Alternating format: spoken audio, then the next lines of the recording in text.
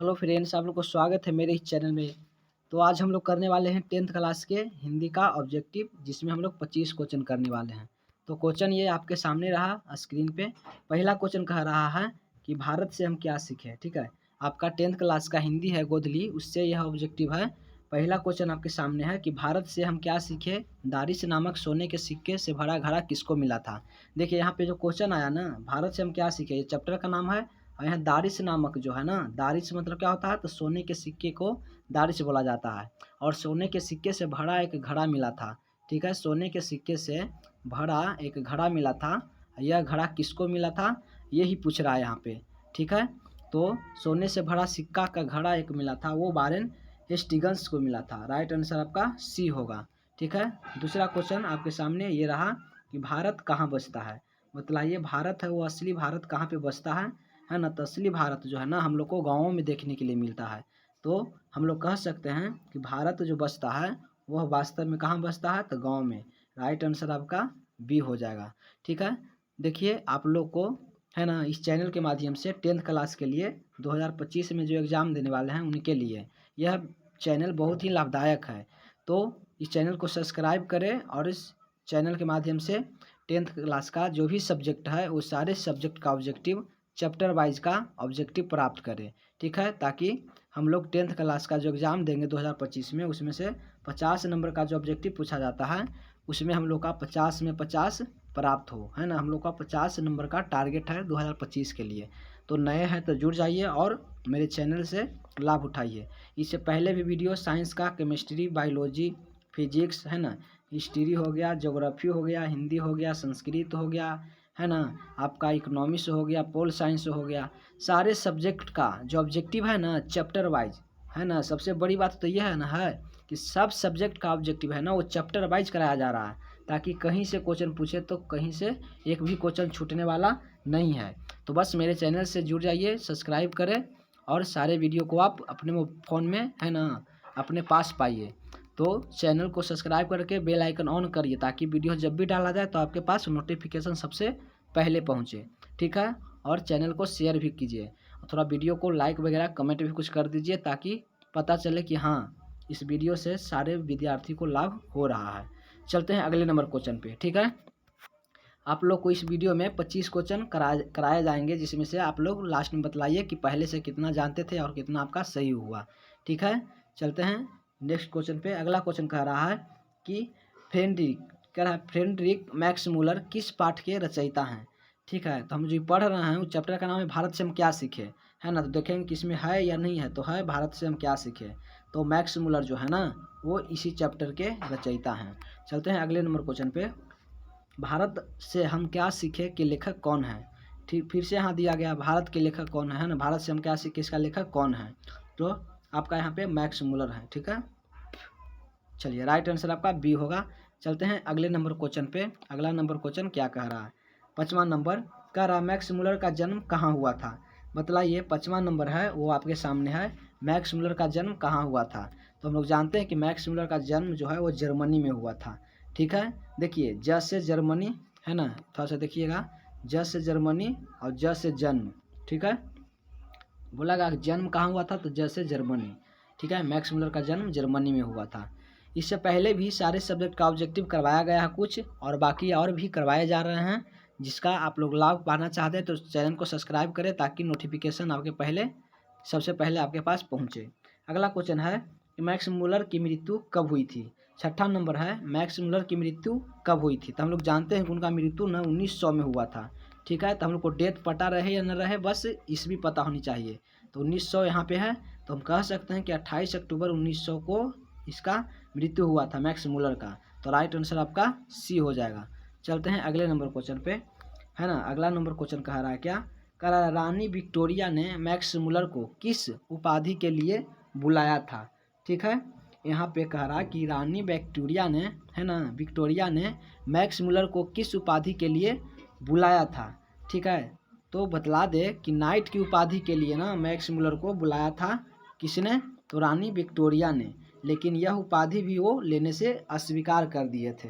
ठीक है, तो नाइट की उपाधि के लिए मैक्स मूलर को किसने, तो विक्टोरिया रानी ने बुलाया था। अगला क्वेश्चन है आपके सामने 8 नंबर क्वेश्चन कह रहा है कि मैक्स मुलर को स्वामी विवेकानंद ने क्या कहा था, है ना। मैक्स मुलर ने मैक्स मुलर को, है ना, स्वामी विवेकानंद ने क्या कहा था, बतलाइएगा।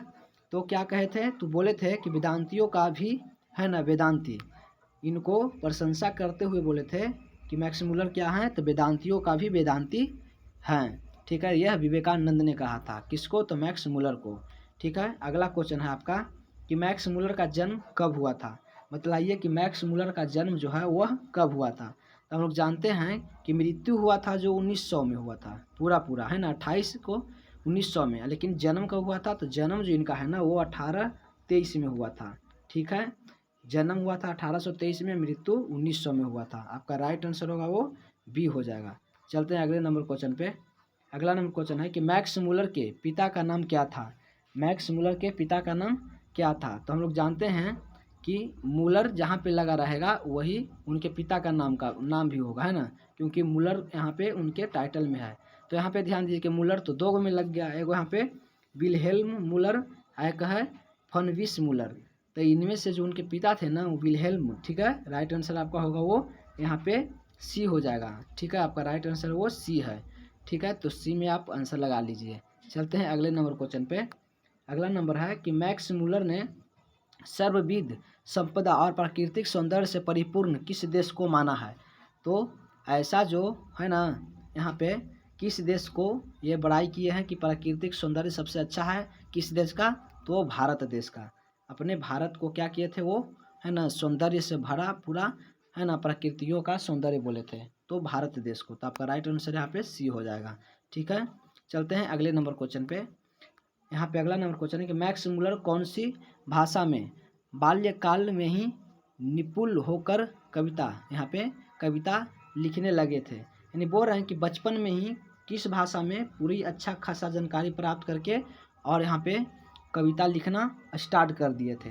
ठीक है, तो जानते हैं कि लैटिन भाषा उनका बहुत अच्छा था। ठीक है, तो लैटिन भाषा में ना वो बचपन में ही निपुण होकर और इसमें कविता लिखना वो स्टार्ट कर दिए थे। राइट आंसर आपका बी होगा।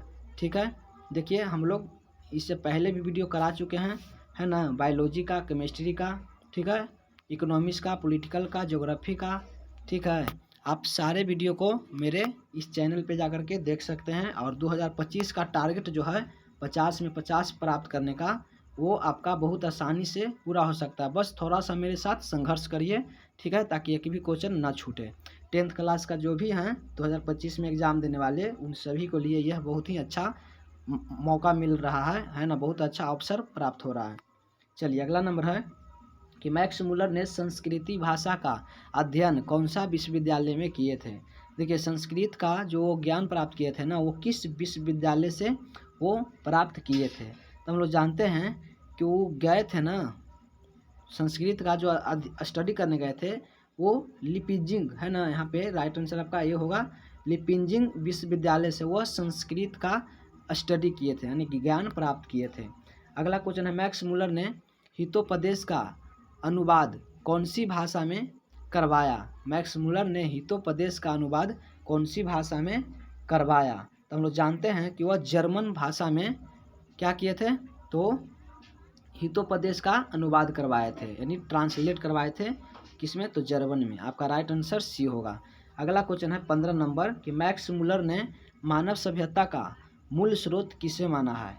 ठीक है, मैक्स मुलर ने मानव सभ्यता का मूल स्रोत किसे माना है। तो हम लोग जानते हैं कि वैदिक तत्व ज्ञान को ही उसने क्या माने हैं, तो मानव सभ्यता का मूल स्रोत माने हैं। तो आपका राइट आंसर होगा वो सी हो जाएगा। ठीक है, चलते हैं 16 नंबर क्वेश्चन पे।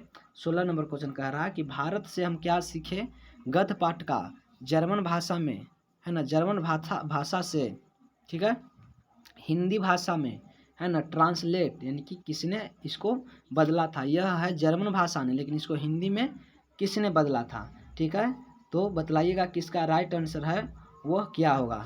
तो हम लोग जानते हैं कि भवानी शंकर त्रिवेदी ने इसे ट्रांसलेट किया था, भवानी त्रिवेदी ने। तो आपका राइट आंसर होगा वो क्या होगा, डी हो जाएगा।